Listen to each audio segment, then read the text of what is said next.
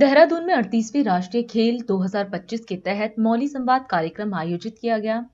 इस अवसर पर उत्तराखंड के मुख्यमंत्री पुष्कर सिंह धामी ने कार्यक्रम में शिरकत की और इसे खेल इतिहास का स्वर्णिम अध्याय बताया। उन्होंने जानकारी दी कि यह आयोजन प्रदेश के 11 स्थानों पर हो रहा है।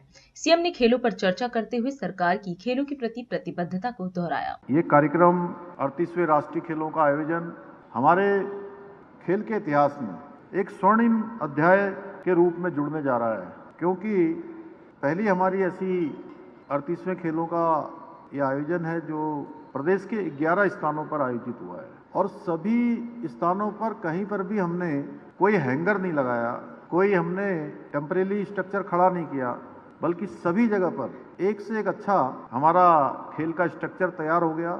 वेलोड्रम्स बन गया, यहाँ पर शूटिंग रेंज बन गई, हल्द्वानी में स्विमिंग पूल बन गया, यहाँ पर भी अनेक स्ट्रक्चर बन गए। अभी मैं हरिद्वार से आ रहा हूँ, वहाँ भी शानदार आयोजन हुआ और अभी हॉकी का मैच, वहाँ पर कुश्ती की प्रतियोगिता इत्यादि चल रही है। कल मैं टिहरी में था, वहाँ कैनाइंग और कैनोइंग दोनों का शानदार मैच का वहाँ भी शुभारंभ हुआ था। उससे पहले दिन मैं चंपावत में था और चंपावत में ऐसी जगह पर जो भारत नेपाल सीमा के बीच में जो सीमा रेखा को तय करती है, यानी कि जो हमारी लाइन है, उस शारदा नदी के उस तरफ नेपाल होता है और इस तरफ इंडिया होता है, हमारा भारत होता है। और राफ्टिंग की प्रतियोगिता जो पहली बार Guinness book of world record में दर्ज हो गई, जो रात को प्रतियोगिता वहां पर सफलतापूर्वक संपन्न हुई। फिर हमारा भारत का प्राचीन खेल मलखंब हमारे एक गांव में आयोजित हुआ। चकरपुर एक गांव है, उधम सिंह नगर जनपद का अंतिम गांव कहिए, या अंतिम गांव नहीं, मैं तो कहूँगा भारत का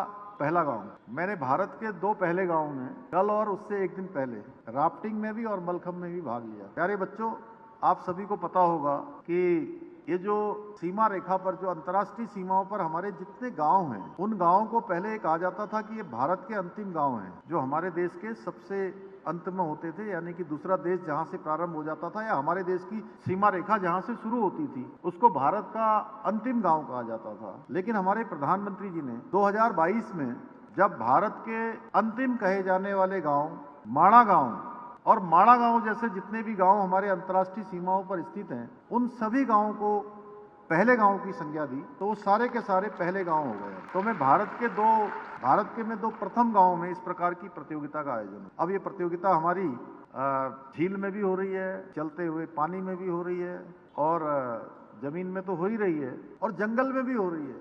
जंगल है वहां पर, बूम क्षेत्र, टनकपुर से आगे का क्षेत्र, गांव का क्षेत्र, और एक भी स्ट्रक्चर टेम्परेरी, सारा स्ट्रक्चर यहीं पर। सारे गेम, सुनैना जी मेरे ख्याल से पहला राष्ट्रीय खेल होगा जिसमें एक भी खेल की प्रतियोगिता कराने के लिए हमको राज्य से बाहर नहीं जाना पड़ा। और मुझे अच्छा तब लगा जब मैं जहां भी गया, मैंने कोशिश करी कि अधिक से अधिक जो हमारे खेल हो रहे हैं उन खेलों में मैं भी प्रतिभाग करूं।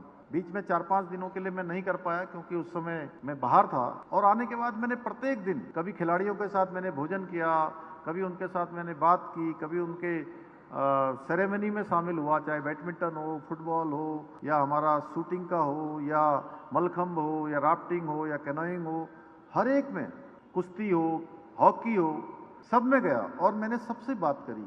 सबसे बात करने पर मुझे एक बात बहुत अच्छी जो लगी, सारे लोगों को मुझे पूछना नहीं पड़ रहा था कि आपको कैसा लगा यहाँ, सबके सब ये कह रहे थे कि नहीं, हमें बहुत अच्छा लगा, बहुत अच्छी व्यवस्था यहाँ हुई है, बहुत शानदार, यहाँ से हम एक यादगार के रूप में लेकर जा रहे हैं। और उससे अच्छा ये लगा कि पिछले साल जो 37वें राष्ट्रीय खेल हो रहे थे, उन राष्ट्रीय खेलों में हमारा स्थान 25वें स्थान पर था राज्य का। और इस बार मैं पहले से कह रहा था कि लगातार ये जो हमारे राष्ट्रीय खेल हैं, इस खेलों के आयोजन के बाद हमारे सभी खिलाड़ी प्रोत्साहित होंगे, उनके अंदर एक नई प्रेरणा आएगी, नया जोश आएगा, उनका मनोबल बढ़ेगा।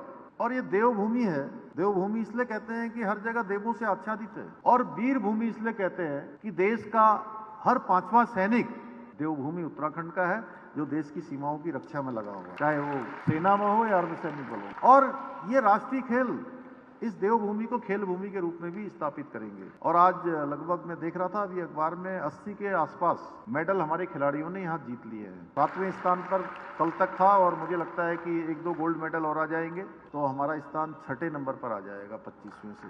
तो एक बड़ी उपलब्धि। और उससे बड़ी बात यह है कि मैंने सभी खेल संघों से हमारी जीटीसीसी की मेंबर सुनैना जी यहाँ पर बैठी हैं, अन्य लोग बैठे हैं। अभी पांडे जी से मैं बात करते हुए आ रहा था कि हमारे जो बच्चे हैं इसी में से, इन बच्चों में से वहाँ जो बैठे हुए हैं मेरे प्यारे प्यारे बच्चे, ये सारे के सारे कल आप सभी में से, आप ही लोगों में से कोई देश प्रदेश के लिए खेलेगा, कोई देश के लिए खेलेगा। आने वाले समय पर राष्ट्रीय स्तर पर, अंतर्राष्ट्रीय स्तर पर आप लोग सब लोग जो है हमारे राज्य का नाम रोशन करेंगे, देश का नाम रोशन करेंगे, क्योंकि अच्छे हमारे पास खेल स्ट्रक्चर बन गए हैं। राष्ट्र सर्वप्रथम, राष्ट्र सर्वप्रथम, राष्ट्र सर्वप्रथम, राष्ट्र सर्वप्रथम।